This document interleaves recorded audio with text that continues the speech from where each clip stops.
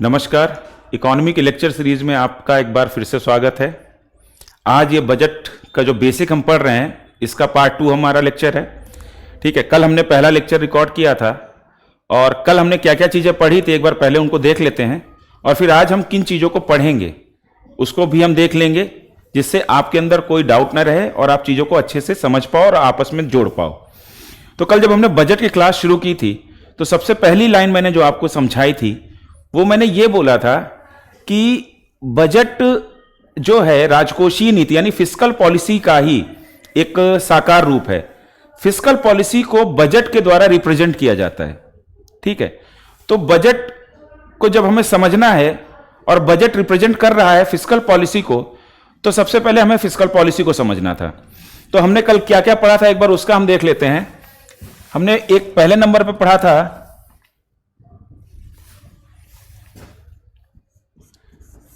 कि fiscal policy क्या है।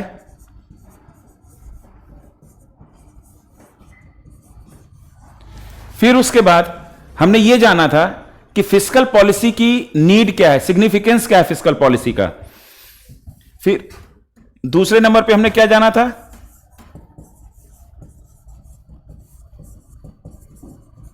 सिग्निफिकेंस यानी फिस्कल पॉलिसी का क्या महत्व है। फिर उसके बाद हमने देखा था कि फिस्कल पॉलिसी के ऑब्जेक्टिव्स क्या हैं। ठीक है, यानी कि क्या क्या उद्देश्य दिमाग में रखे जाते हैं जब राजकोषीय नीतियों का निर्माण किया जाता है। ठीक है, उसके बाद फिर हमने जाना था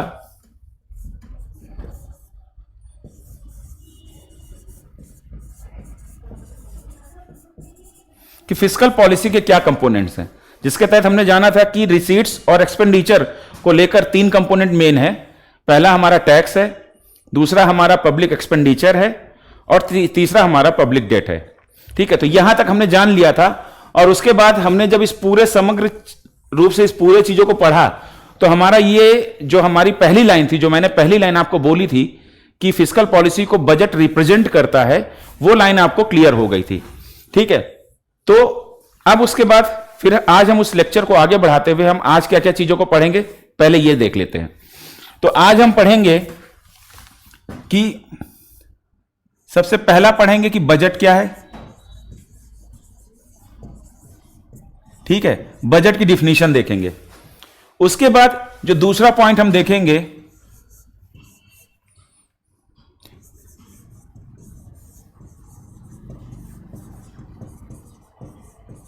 बजट का महत्व क्या है। ठीक है, बजट जैसी जो हमारा जो कॉन्सेप्ट है, बजट का कॉन्सेप्ट, हमारी जो संकल्पना है वो क्यों साकार रूप में आई। ठीक है, उसका क्या महत्व है। उसके बाद हम देखेंगे तीसरे नंबर पे कि बजट के ऑब्जेक्टिव्स क्या होते हैं।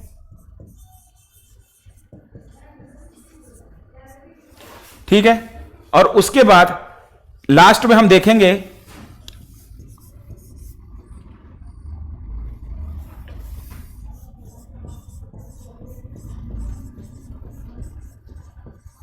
बजट की विशेषताएं क्या हैं। ठीक है, हमारा बजट जब से पेश किया जा रहा है, जब से हमारा भारत देश आजाद हुआ है, तो कालांतर में बजट के साथ बहुत सारी विशेषताएं जोड़ दी गई हैं। ठीक है, वो बजट के भाग नहीं है, वो बजट की बेसिकली विशेषताएं हैं। ठीक है, तो उन विशेषताओं को आज हम समझेंगे। वो 3 विशेषताएं हैं। तो आज हम क्या समझेंगे कि बजट क्या है, इसकी परिभाषा को जानेंगे। फिर उसके बाद बजट का सिग्निफिकेंस यानी बजट का महत्व क्या है वो हम समझेंगे। फिर हम देखेंगे कि बजट के ऑब्जेक्टिव्स क्या होते हैं और लास्ट में हम देखेंगे कि हमारी बजट की क्या क्या प्रॉपर्टीज हैं और क्या क्या विशेषताएं हैं। उसके बाद जो नेक्स्ट हमारा टॉपिक होगा वो हम कल देखेंगे और कल हम देखेंगे स्ट्रक्चर। बजट का क्या स्ट्रक्चर है। ठीक है, कि बजट का जब हम स्ट्रक्चर देखते हैं तो एक तरफ हम देखते हैं कि हमारी रिसीट्स हैं, दूसरी तरफ हमारा एक्सपेंडिचर है और उसमें क्या क्या कंपोनेंट नीचे आते हैं, कौन सी आइटम्स किसमें शामिल होते हैं, तो वह सारी चीजें स्ट्रक्चर वो पूरा बोर्ड कवर कर लेगा। ठीक है, तो कल हम उसको देखेंगे, आज हम प्रॉपर्टीज तक समझते हैं। ठीक है, तो चलिए आज की क्लास शुरू करते हैं। सबसे पहले तो हम बजट की डिफिनीशन लेते हैं।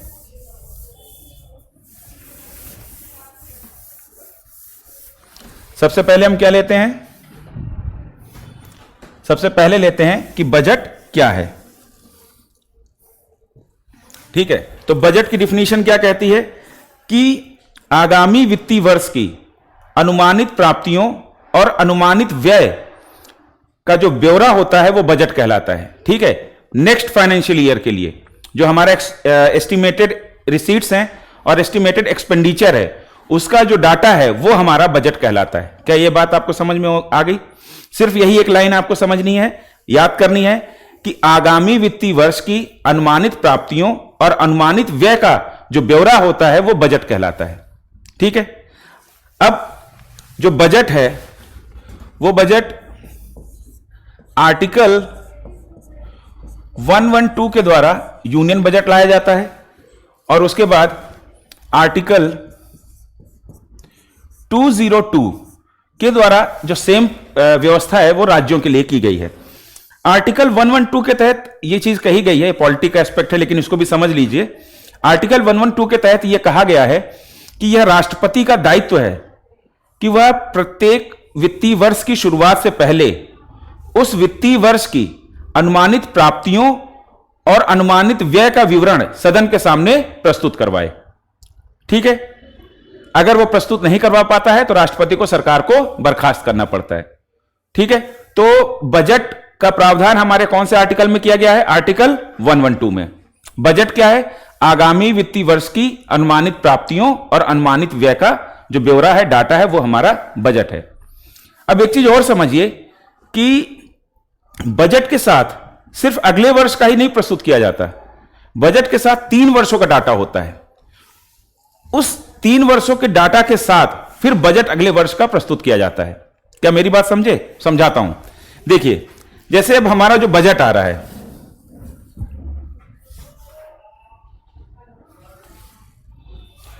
वो हमारा बजट आ रहा है 2023 एंड 24 का। ठीक है, ये हमारा बजट आ रहा है। अब इस बजट में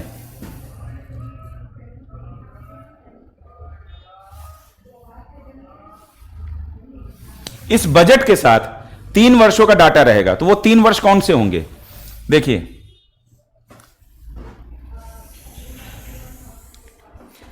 सबसे पहले तो जो हमारा 23 एंड 24 है, 23 एंड 24, इसका जो एस्टिमेट है, ठीक है, इसका जो अनुमानित एक्सपेंडिचर है और अनुमानित रिसीट है, उनका जो ब्यौरा है कि कितना आएगा और कितना हमें खर्च करना है, उसका जो हम अनुमान लगाते हैं, तो ये तो हमारा हो गया बजट।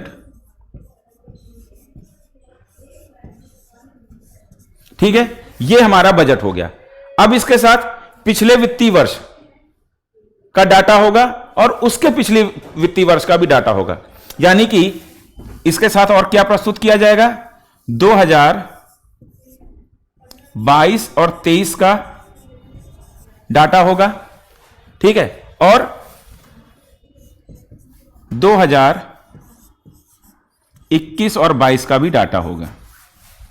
ठीक है, अब इन 3 वर्षों के 4 डॉक्यूमेंट बजट के साथ प्रस्तुत किए जाते हैं। ठीक है, अब इस जो पिछला जो हमारा करंट फाइनेंशियल ईयर यहां पर कौन सा है? करंट फाइनेंशियल ईयर हमारा 2022 और 23 है। ठीक है, अब इसका कौन सा डाटा प्रस्तुत किया जाता है, उसको समझने के लिए यहां पर बहुत कंफ्यूजन होता है। तो उसको समझने के लिए आप सबसे पहले तो यह समझ लीजिए कि जो हमारा फाइनेंशियल ईयर है, वो हमारा फाइनेंशियल ईयर शुरुआत कहां से होती है? वो होती है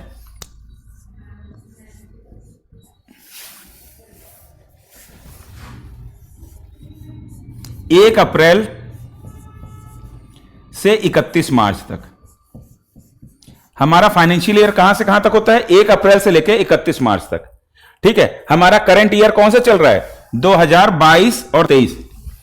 हमारा 2022 और 23 फाइनेंशियल ईयर कब खत्म हो जाएगा? जब 31 मार्च 2023 आ जाएगा तो हमारा यह फाइनेंशियल ईयर खत्म हो जाएगा। जैसे ही 1 अप्रैल 2023 शुरू होगा तो हमारा नेक्स्ट फाइनेंशियल ईयर लग जाएगा।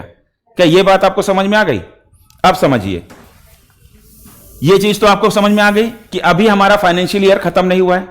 ठीक है, अब हमारे फाइनेंशियल ईयर में हमारा बजट कब आ रहा है? बजट हमारा आ रहा है 1 फरवरी को। 1 फरवरी 2023 को बजट आ रहा है।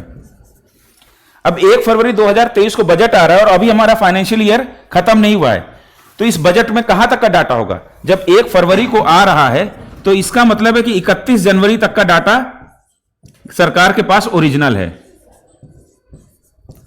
सरकार के पास 31 जनवरी 2023 तक का डाटा है और सरकार ने उसके अगले दिन 1 फरवरी 2023 को नेक्स्ट फाइनेंशियल ईयर के लिए बजट पेश किया। ठीक है, क्योंकि नेक्स्ट फाइनेंशियल ईयर 2 महीने बाद ही लग जाएगा। जैसे ही 31 मार्च 2023 कंप्लीट हुआ और 1 अप्रैल 2023 आया तो नेक्स्ट फाइनेंशियल ईयर आ जाएगा। तो उसके लिए हम प्री प्लान करके 2 महीने पहले ही सदन में अप्रूवल वगैरह लेकर बैठेंगे। अब हमारे पास ओरिजिनल डाटा कब तक है? 31 जनवरी 2023 तक। उसके बाद बच कितने रहे? अब हमारे पास 2 महीने बच रहे हैं, पूरा फरवरी बच रहा है प्लस पूरा मार्च बच रहा है। क्या यह फरवरी और मार्च अभी आए हैं? अभी नहीं आए हैं। 1 फरवरी को बजट आया लेकिन फरवरी और मार्च तो आना बाकी है। क्या मेरी बात समझ में आ रही है? तो अब हमें यह डाटा भी, इस फाइनेंशियल ईयर का डाटा भी हमें बजट के साथ देना है। तो क्या हम इस डाटा को एक डॉक्यूमेंट के रूप में दे पाएंगे? नहीं दे पाएंगे, क्योंकि हमारे पास 10 महीनों का तो जो ओरिजिनल डाटा हमारे पास है कि कितना हमारा अनुमानित आय हुआ और हमने कितना स्पेंड किया है, 10 महीनों का तो हमारे पास है। लेकिन जब ये 2 महीने अभी तक आए नहीं तो हमारे पास इनका ओरिजिनल डाटा नहीं होगा। क्लियर है कि नहीं क्लियर है? तो हम जो हमारा जो करंट फाइनेंशियल ईयर है उसमें जो हम उसका जो डॉक्यूमेंट्स, उसके जो डाटा को हम गवर्नमेंट पेश करती है तो उसको 2 टुकड़ों में पेश करती है। पहले तो वो क्या करती है, 31 जैन 2023 तक, 2023 तक का जो है ना गवर्नमेंट ओरिजिनल देगी। क्लियर है? उसके बाद जो बचे हुए 2 महीने हैं, फेब प्लस मार्च 2023, 2023 का जो डाटा है वो कैसा रहेगा? रिवाइज्ड रहेगा, रिवाइज्ड एस्टीमेट देगी। क्योंकि पिछले साल बजट जब गवर्नमेंट ने जब इस साल के लिए बजट पेश किया था तो गवर्नमेंट ने एस्टीमेट दिया था। अब 10 महीने उसमें से बीत गए तो 10 महीने में जो हमारी जो इकोनॉमी की जो दशा और दिशा रही है उसके हिसाब से गवर्नमेंट ने सोचा कि हमने जो इस साल के लिए प्लान किया था उसमें शायद कुछ संशोधन करना पड़ेगा। तो वो जो संशोधित डाटा है, रिवाइज्ड एस्टीमेट दिया जाता है। क्या मेरी बात समझ में आ गई? अब जो वर्ष बीत चुका है, ठीक है, उस वर्ष के तो आपके पास जो भी डाटा है पूरा ओरिजिनल है। कितना आपने रिसीट ली है, कितना एक्सपेंडिचर किया है, किन किन आइटम्स पे आपने एक्सपेंडिचर किया है, कौन कौन सी योजनाएं आपकी किस स्तर तक गई हैं, तो वो सारा तो ओरिजिनल डाटा आपके पास है। तो इस ईयर का ओरिजिनल डाटा रहेगा। क्या मेरी बात समझ में आई? तो यहां पर बजट के रूप में, या ये कहें कि बजट के साथ 3 डॉक्यूमेंट्स और सदन के समक्ष प्रस्तुत किए जाते हैं जिस दिन बजट पेश किया जाता है। और ये पूरा जो ब्यौरा होता है ये 3 वर्षों का होता है। तो 3 वर्षों का 4 डॉक्यूमेंट्स होते हैं। कौन कौन से 4 हो गए? पहला तो ये हो गया, पहला ये हो गया नेक्स्ट फाइनेंशियल ईयर के लिए जो हमारा बजट है। दूसरा जो हमारा करंट फाइनेंशियल ईयर चल रहा है उसमें 31 जनवरी तक का ओरिजिनल डाटा और 31 जनवरी के बाद फेब और मार्च के लिए रिवाइज्ड एस्टीमेट। तो ये हमारा दूसरा नंबर हो गया और ये हमारा तीसरा नंबर हो गया। ये 3 डॉक्यूमेंट हो गए। और जो हमारा ईयर ऑलरेडी बीत चुका है उसका हमारा ओरिजिनल, तो ये हमारा चौथा डॉक्यूमेंट हो गया। क्या मेरी बात समझ में आ गई? बजट क्या है ये समझ में आ गया। बजट किस अनुच्छेद के तहत सदन के सामने प्रस्तुत किया जाता है ये समझ में आ गया।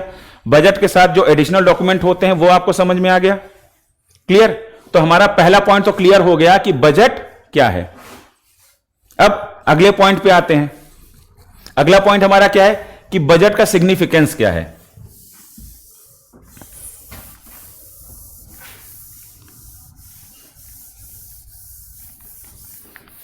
एक चीज ध्यान रखिए, बजट किसके लिए आ रहा है? बजट कोई मतलब सरकार के घर का पैसा नहीं है।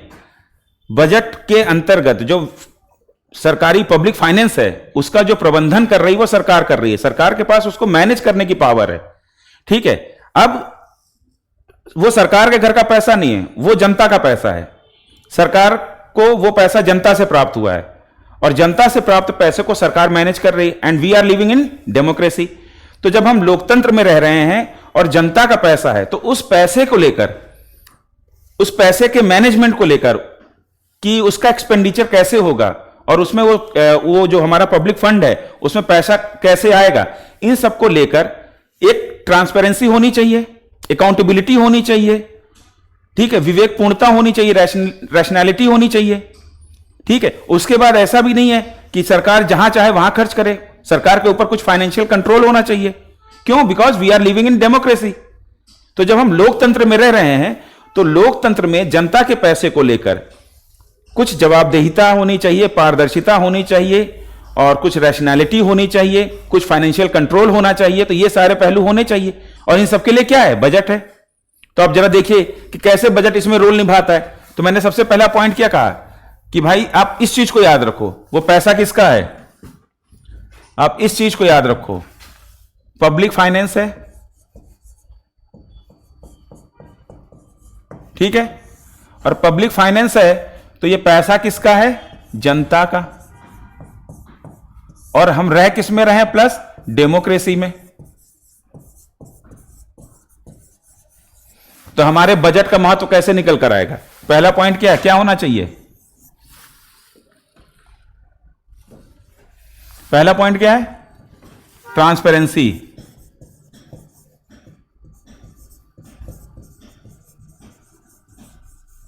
यानी कि पारदर्शिता होनी चाहिए। और पारदर्शिता कैसे आती है? वो पारदर्शिता बजट के माध्यम से आती है, क्योंकि बजट सदन के सामने प्रस्तुत किया जाता है। संसद के सामने जब बजट लाया जाता है तो वहां पर संसद के सामने आ रहा है, इसका मतलब वो पूरी जनता के सामने आ रहा है, ठीक है। तो उसका कैसे यूटिलाइजेशन गवर्नमेंट कर रही है वो पूरी जनता देख रही है। तो एक ट्रांसपेरेंसी हुई कि नहीं हुई पब्लिक फाइनेंस के मैनेजमेंट में। दूसरा क्या होना चाहिए? दूसरा मैंने बात की थी कि जो पब्लिक एक्सपेंडिचर है उसमें रैशनैलिटी होनी चाहिए, उसमें थोड़ा सा विवेकपूर्णता होनी चाहिए, ठीक है। तो वो कैसे होता है? तो ट्रांसपेरेंसी कैसे आ रही है? Through budget.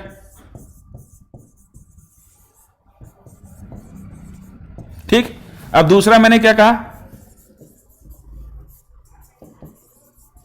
रैशनल होना चाहिए जो एक्सपेंडिचर है, वो रैशनल यानी कि विवेकपूर्ण होना चाहिए। तो कैसे होता है? बजट किसके लिए होता है? नेक्स्ट फाइनेंशियल ईयर के लिए। और जब बजट नेक्स्ट फाइनेंशियल ईयर के लिए, तो इसका मतलब बजट क्या है? प्री प्लान्ड है। जब बजट प्री प्लान्ड है, जब आप प्री प्लान करके कोई भी खर्च करोगे तो आप सोच समझ के खर्च करोगे, ठीक है। आपका एक्सपेंडिचर रैशनल होगा। क्या मेरी बात समझ में आ रही? तो विवेकपूर्णता है कि नहीं है बजट के माध्यम से? और कैसे है? क्योंकि वो प्री प्लान्ड है। फिर पब्लिक फाइनेंस में तीसरा क्या होना चाहिए? डेमोक्रेसी में हम रह रहे हैं कि हमारा अकाउंटेबिलिटी होना चाहिए।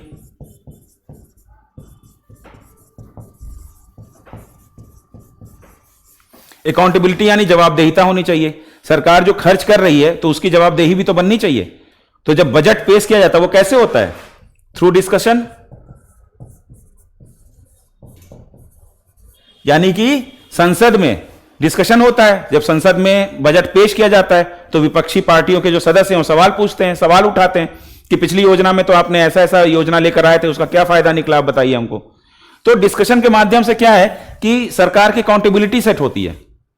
लोकतंत्र की यही तो खूबी है, ठीक है। तो ये डिस्कशन के लिए कौन एक्टिव हो रहा है? बजट के माध्यम से तो डिस्कशन हो पा रहा है। अगर बजट पेश ना करते डिस्कशन कहां करते? क्या मेरी बात क्लियर है? अब उसके बाद चौथा पॉइंट क्या हो सकता है? और बजट क्यों महत्वपूर्ण है? फाइनेंशियल कंट्रोल होना चाहिए।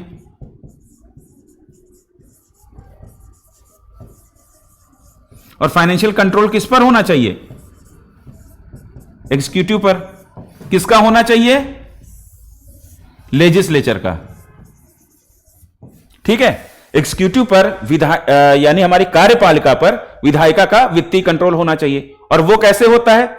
वो बजट के माध्यम से होता है, क्योंकि जब सरकार बजट लेके आती है तो विनियोग विधेयक के माध्यम से ही तो सरकार सीएफआई से पैसा निकाल पाती है, ठीक है। तो बजट के साथ विनियोग विधेयक लाती है सरकार और तब वो सीएफआई से पैसा निकालती है, तब वो पैसा खर्च करती है। क्या मेरी बात समझ में आ गई? और किन मदों पे वो पैसा खर्च होगा इसकी अनुमति भी विधायिका देती है, ठीक है। तो बजट के माध्यम से ट्रांसपेरेंसी भी आ रही है, हमारे पब्लिक फाइनेंस का जो हमारा मैनेजमेंट है उसमें रैशनैलिटी भी आ रही है, अकाउंटेबिलिटी भी आ रही है और फाइनेंशियल कंट्रोल भी आ रहा है। तो यही बजट का महत्व है। क्लियर है? अब उसके बाद हमारा ये दूसरा पॉइंट भी कंप्लीट हो गया कि बजट का महत्व क्या है। अब अगला पॉइंट देखते हैं।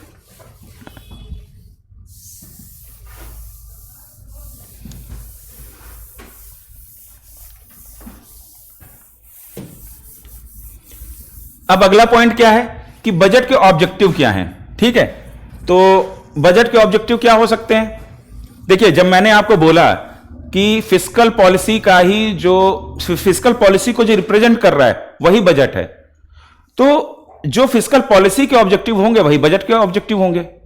और फिस्कल पॉलिसी के क्या ऑब्जेक्टिव थे कल मैंने डिस्कस कर लिया ऑलरेडी। क्या मेरी बात समझ में आई? जो हमारी फिस्कल पॉलिसी है, फिस्कल पॉलिसी को रिप्रेजेंट कर रहा है बजट। ठीक है, तो जो इसके ऑब्जेक्टिव्स होंगे वही इसके ऑब्जेक्टिव भी होंगे। क्लियर? कल हमने क्या क्या डिस्कशन किया था, कौन कौन से ऑब्जेक्टिव थे? कल कौन कौन से ऑब्जेक्टिव थे? Number 1,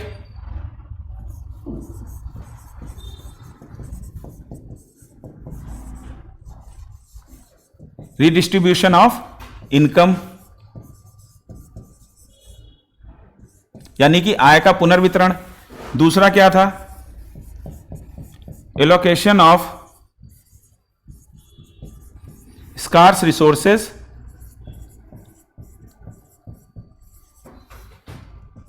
as per social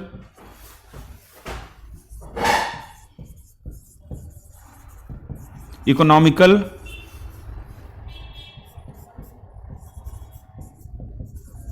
and national priorities.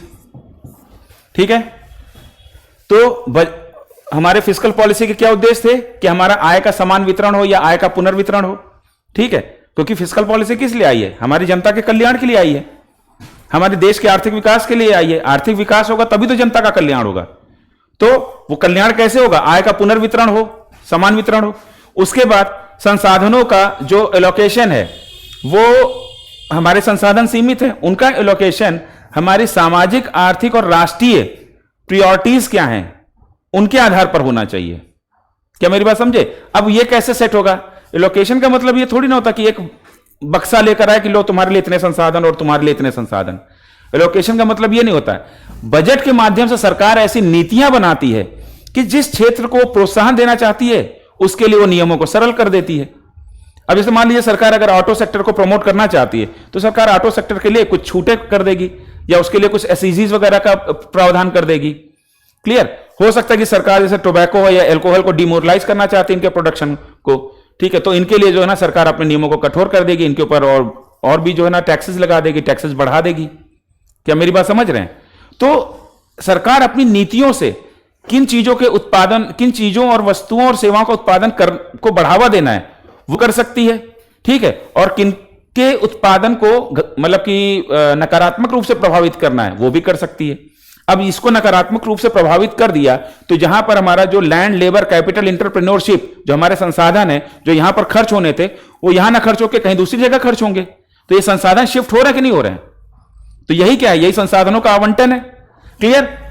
अब उसके बाद फिस्कल पॉलिसी का क्या था?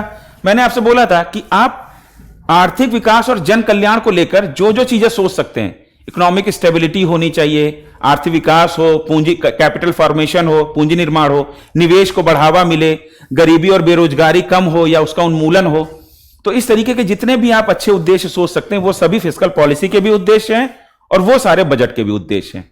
क्या मेरी बात क्लियर हो गई? तो अब मैं ये मान के चलता हूं कि हमारा जो ऑब्जेक्टिव वाला जो पोर्शन था वो भी हमने कंप्लीट कर लिया है। ठीक है, अब हम देखते हैं जो हमारा लास्ट पॉइंट आज का हम देखेंगे, क्योंकि फिर ज्यादा अगर ये स्ट्रक्चर को जो है ना थोड़ा सा पूरा बोर्ड भर जाएगा जब हम स्ट्रक्चर पढ़ाएंगे। ठीक है, तो आज स्ट्रक्चर नहीं पढ़ाएंगे, स्ट्रक्चर कल पढ़ाएंगे, लेकिन आज हम प्रॉपर्टीज देख लेते हैं और उसके बाद फिर क्लास को यहीं पर रोकते हैं। ठीक है, तो बजट के साथ साथ क्या विशेषताएं समय के अनुसार जोड़ दी गई। ठीक है, वो एक चीज को समझिएगा कि वो विशेषताएं कुछ लोग उनको बजट के प्रकार कह देते हैं वो, लेकिन वो बजट के प्रकार नहीं है बल्कि वो बजट के साथ जोड़ी गई विशेषताएं हैं। ठीक है, चलिए देखिए क्या है।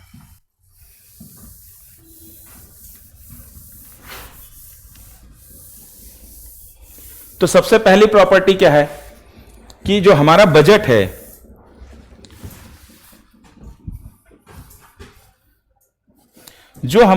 है वो है जीरो बेस्ड बजट।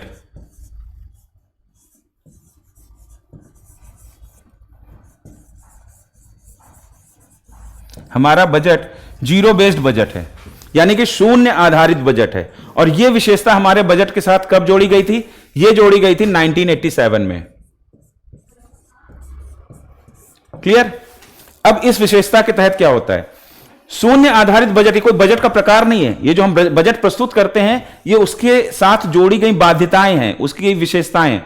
शून्य आधारित बजट के अंतर्गत क्या होता है कि प्रत्येक मंत्रालय को अपनी प्रत्येक परियोजना को, ठीक है, प्रत्येक वर्ष नए सिरे से और लागत हित विश्लेषण के आधार पर सदन के सामने पेश करना होता है।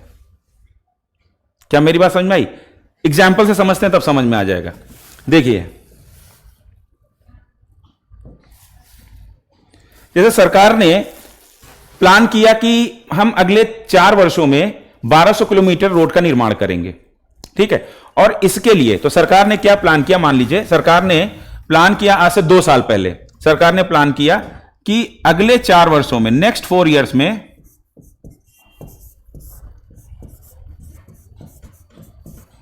अगले 4 वर्षों में हम 1200 किलोमीटर सड़क का निर्माण करेंगे। ठीक है, अब क्या हुआ कि जब 3 वर्ष मतलब कि 1 साल बीता और उसके लिए उन्होंने क्या कहा, इसके लिए हम इस साल जो एलोकेशन कर रहे हैं वो हम मान लीजिए 300 करोड़ का एलोकेशन कर रहे हैं। 300 करोड़ रुपए हम इस साल बजट में एलोकेट कर रहे हैं। ठीक है, अब 1 साल बीत गया, 1 साल बीत गया तो बचे 3 वर्ष। अब 3 वर्ष बचे और उसके बाद 1 साल में इन्होंने सड़क कितनी बना दी? तो मैं मान लेता हूं कि इन्होंने 300 किलोमीटर सड़क बना दी। अब 300 किलोमीटर सड़क बना दी तो सड़क कितनी बची? 900 किलोमीटर।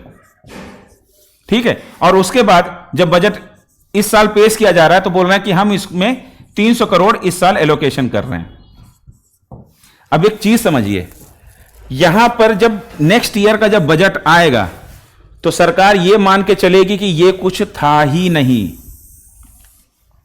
ये एकदम फ्रेश परियोजना है और इस परियोजना को लेकर अभी तक हमने कुछ किया ही नहीं। सरकार फिर 900 किलोमीटर को अपने ध्यान में लेकर, टारगेट में लेकर फिर अपनी परियोजना को सदन के सामने प्रस्तुत करेगी। और कैसे प्रस्तुत करेगी? कॉस्ट बेनिफिट एनालिसिस के आधार पर। ठीक है, लागत हित विश्लेषण के आधार पर सरकार प्रस्तुत करेगी। अब आप मुझसे पूछेंगे कि ऐसा क्यों कर रहे हैं?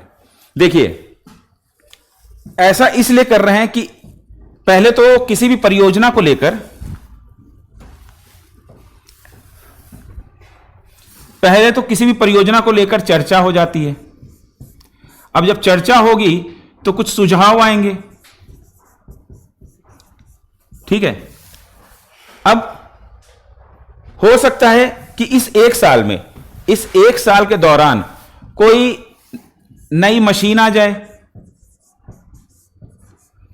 या कोई नया मटेरियल आ जाए या कोई नई तकनीक ही आ जाए।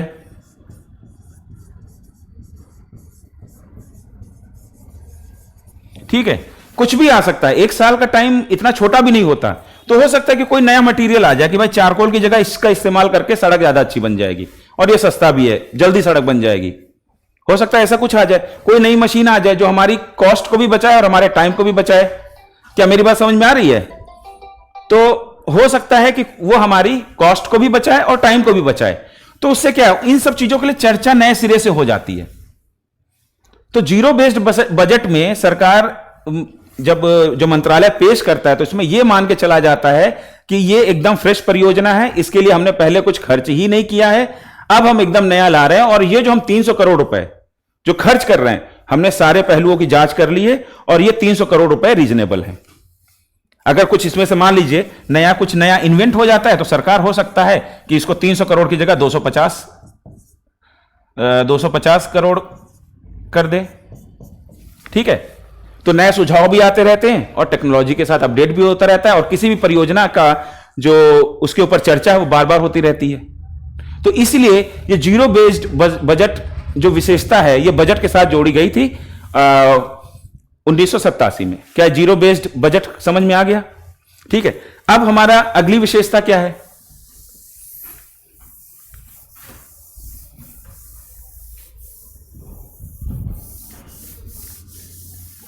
अब जो अगली विशेषता है वो ये है कि जो हमारा बजट है एक्सिक्यूशन एंड प्रोग्राम बजट है।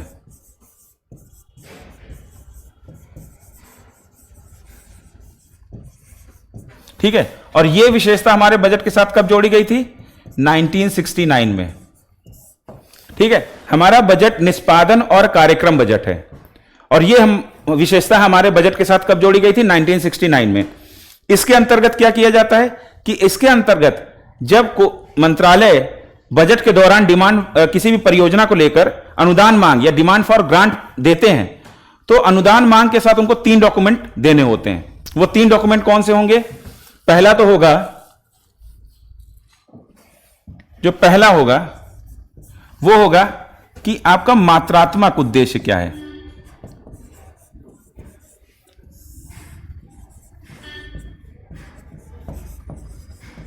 यानी कि आपका क्वांटिटेटिव ऑब्जेक्टिव क्या है इस परियोजना का।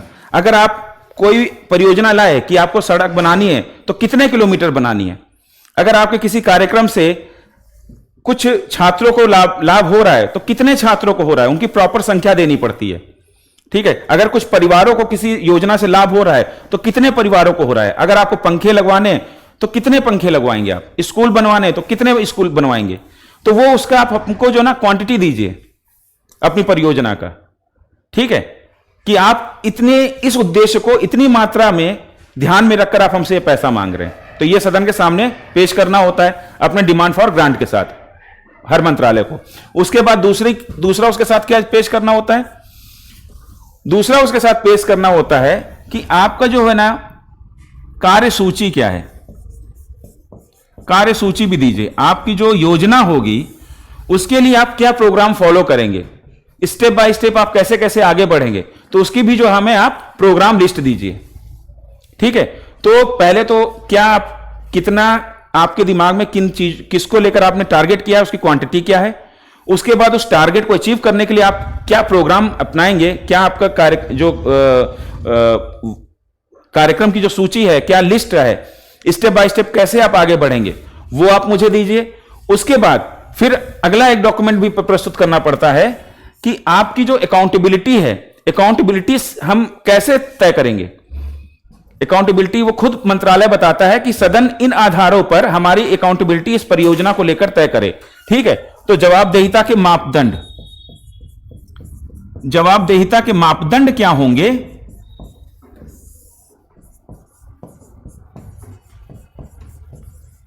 यानी कि क्राइटेरिया फॉर अकाउंटेबिलिटी।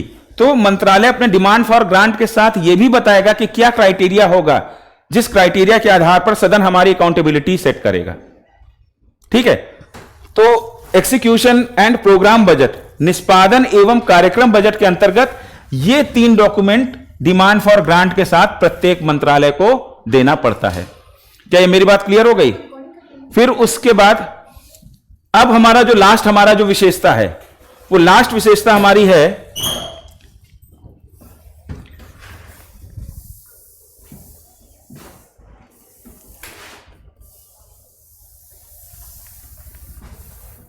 फिर जो हमारी लास्ट विशेषता है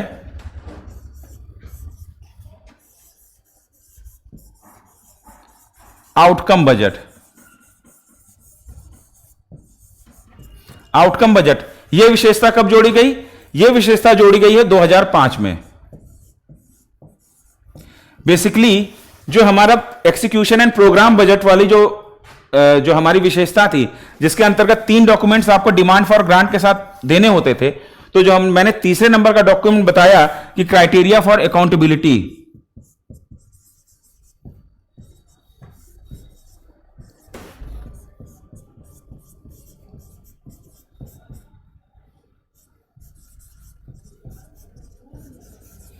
क्राइटेरिया फॉर अकाउंटेबिलिटी जो है उसी को जो है एक नई विशेषता में बदल दिया गया और उस विशेषता को कहा गया आउटकम बजट। यानी कि जो जवाबदेहिता को तय करने के मापदंड पहले देने पड़ते थे डिमांड फॉर ग्रांट के साथ, उसको अब नहीं देना पड़ता है, बल्कि प्रत्येक मंत्रालय अपने जो मात्रात्मक उद्देश्य होते हैं, जो उनके ऑब्जेक्टिव्स होते हैं, उनकी परियोजना के या उनकी योजना के या उनके किसी कार्यक्रम के, उन ऑब्जेक्टिव वो तो ईयरली होते हैं, लेकिन उन ऑब्जेक्टिव को वो तिमाही में बांट दिया जाता है। ठीक है, और जो है ना 3 मंथली रिपोर्ट देनी पड़ती है प्रत्येक मिनिस्ट्री को, सदन के सामने प्रस्तुत करनी पड़ती है कि हमने जो है ना हमारा जो पूरे 12 महीने का ये हमारा परियोजना थी और ये शुरुआत के 3 महीने की ये हमारी रिपोर्ट है। अगले जब 3 महीने और बीत जाएंगे तो फिर मंत्रालय वो 3 महीने वाली 3 मंथली रिपोर्ट लगाएगा, सदन के सामने प्रस्तुत करेगा। इससे क्या होता है, इससे एक तो उस परियोजना को लेकर बार बार चर्चा होती रहती है, उसके बाद उस परियोजना में अगर कोई कमियां आ रही हैं या कहीं कोई गलती हो रही है तो उसमें सुधार किया जा सकता है। ठीक है, उसके बाद सरकार की जवाबदेहिता भी लगातार बनी रहती है। ठीक है, तो इस तरीके से क्या हुआ कि आउटकम बजट एक विशेषता हमारे 2005 से यह शुरू कर दिया गया। तो क्या यह समझ में आया कि हमारे बजट की क्या क्या विशेषताएं हैं? तो हमारे बजट की विशेषताएं क्या हुई कि हमारा बजट जीरो बेस्ड बजट है, फिर हमारा बजट एक्सीक्यूशन एंड प्रोग्राम बजट है, फिर उसके बाद हमारा बजट आउटकम बजट है। क्लियर? तो बजट की क्या विशेषताएं हैं यह भी मैं मान के चलता हूं कि यह भी हमने कंप्लीट कर दिया है। तो अभी तक की क्लास में हमने क्या क्या पढ़ा है? हमने यह चीज समझी है कि जो हमारा फिस्कल पॉलिसी है वो फिस्कल पॉलिसी बजट के द्वारा रिप्रेजेंट की जाती है। तो हमने फिस्कल पॉलिसी के बारे में सारी चीजें पढ़ ली। उसके बाद आज की क्लास में हमने बजट की डिफिनीशन और उसके साथ क्या डॉक्यूमेंट लगाए जाते हैं, बजट का सिग्निफिकेंस क्या है, उसके ऑब्जेक्टिव्स क्या हैं, बजट की क्या क्या प्रॉपर्टीज हैं जो समयानुसार लगातार बजट के साथ जोड़ दी गई हैं, उनके बारे में हमने डिस्कशन कर लिया। अब जो हमारा नेक्स्ट टॉपिक आता है वो बजट की संरचना या बजट का स्ट्रक्चर। ये थोड़ा सा बड़ा है और इसको पढ़ाने में थोड़ा सा और अच्छे से मैं पढ़ाऊंगा, थोड़ा टाइम लेकर पढ़ाऊंगा, सो दैट बजट का जो स्ट्रक्चर है वो आपको के दिमाग में अच्छे से क्लियर हो जाए। तो बजट का स्ट्रक्चर और उसके आगे का कार्यक्रम हम लोग कल चर्चा करेंगे। ठीक है, तब तक आप लोग अच्छे से पढ़ते रहिए। मुझे उम्मीद है कि आपको ये लेक्चर समझ में आ रहे होंगे, और अगर समझ में आ रहे हैं तो बहुत अच्छा, नोट्स भी बनाइए, और कोई डाउट हो तो कमेंट्स में बिल्कुल पूछिए। ठीक है, मैं आपको अपना नंबर भी दे देता हूं, ये मेरा नंबर है।